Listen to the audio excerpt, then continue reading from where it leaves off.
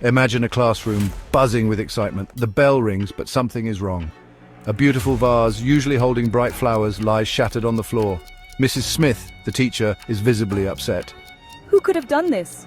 3 students become the prime suspects, John, Emily, and Michael. Each tells their story, but something feels off. I saw Emily near the vase earlier. I wasn't even close to it.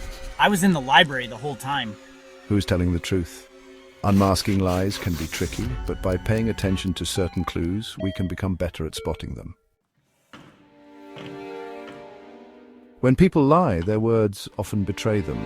They might hesitate before answering a question, as if buying time to invent a story. Their sentences might become jumbled, filled with ums and ahs. Sometimes they repeat the question back to you, trying to stall for time. I saw Emily near the vase earlier.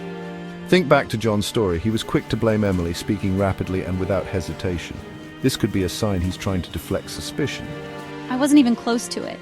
Emily, on the other hand, spoke calmly and directly. She denied being near the vase, maintaining eye contact with Mrs. Smith. Her story seems more believable. Our bodies often reveal more than our words. When someone is lying, they might avoid eye contact, looking everywhere but at you. Their posture might change, becoming stiff and uncomfortable. They might fidget with their hands or clothes, betraying their nervousness. I was in the library the whole time. Michael, for instance, was visibly nervous. He couldn't stand still, constantly fidgeting with his shirt buttons. He also avoided eye contact, looking at the floor as he spoke. This body language suggests he might be hiding something. Emotions are hard to fake. When someone is lying, their true emotions might leak out through their expressions.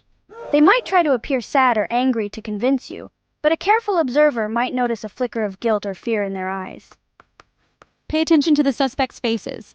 John seems smug, almost pleased with the chaos. This could be a way to mask his guilt. Emily, though a little surprised, remained calm and composed. Michael, however, looked pale and anxious. His fear seemed genuine, but was it the fear of being caught in a lie or the fear of being wrongly accused? Lying is hard work. It requires the liar to keep track of their fabricated story, ensuring consistency and avoiding contradictions.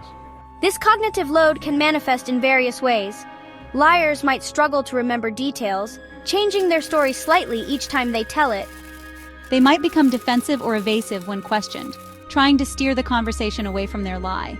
Notice how John's story lacked details. He couldn't describe the vase or what Emily was supposedly doing near it. This lack of detail makes his accusation less credible. Emily, in contrast, provided specific details when denying her involvement. Unmasking lies is a skill that takes practice and careful observation. By paying attention to verbal and non-verbal cues, inconsistencies in stories, and emotional leakage, we can become better at detecting deception. Remember, a liar's words might try to mislead you, but their body language and emotions often reveal the truth. However, it's important to remember that detecting lies isn't about becoming suspicious of everyone. It's about understanding human behavior and promoting honesty in our interactions. The best way to avoid being lied to is to create an environment where people feel safe telling the truth. By fostering trust and open communication, we can create a world where honesty prevails.